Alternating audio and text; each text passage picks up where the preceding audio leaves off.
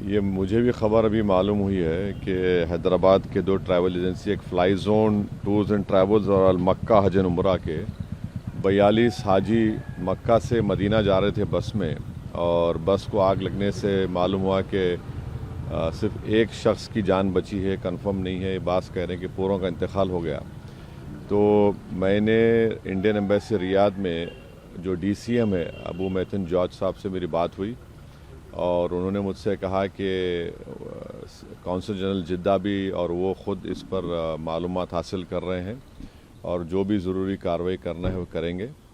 और साथ ही साथ मैंने इन तमाम उम्रा पैसेंजर्स के दोनों ट्रैवल एजेंसी से वीज़ा डिटेल्स लेकर कौंसल जनरल ऑफ इंडिया जिद्दा को और डीसीएम इंडियन एम्बेसी रियाद को और साथ ही साथ फॉरेन सेक्रेटरी को मैंने ईमेल किया है।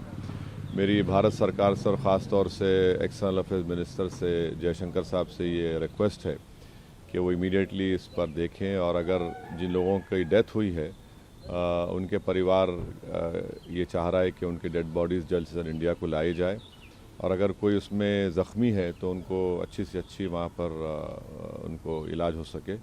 ये मैं रिक्वेस्ट करता हूँ हमारे एक्सटर्नल अफेयर्स मिनिस्टर से और भारत सरकार से। सर, दिल्ली में अभी हाल ही में जो ब्लास्ट हुआ है, मुफ्ती जी कह रही हैं कि भारत बता रहा है कि कश्मीर कितना सेफ है, लेकिन दिल्ली के में जो ब्लास्ट हुआ है, दिल्ली भी अब सेफ नहीं है। जो केंद्र की पॉलिसीज़ है वो पॉलिसीज़ ऐसी है कि कश्मीर नहीं, दिल्ली भी अब देखिए, वो मेरा मानना ये है कि जो टेररिस्ट एक्शन दिल्ली में हुआ, अब तो एनआईए ने कहा कि सुसाइड बॉम्बर था, हम उसका कंडेम करते हैं। टेररिज्म की कोई जगह नहीं है, इसका पूरी तरह से कंडेम करना है। और जिस तरीके से उन्होंने प्लानिंग की, कॉन्स्पिरेसी की, एलिज कॉन्स्पिरेसी की, ये सब बातें आ रही हैं, तो इसमें खुली साफ साफ तौर पे हम उसका कंडेम करते हैं।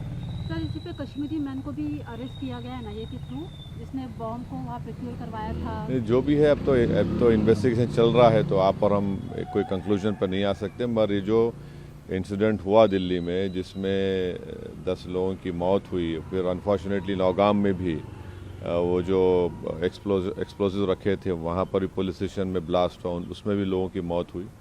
वो भी हमारे लिए तकलीफ दे बात है।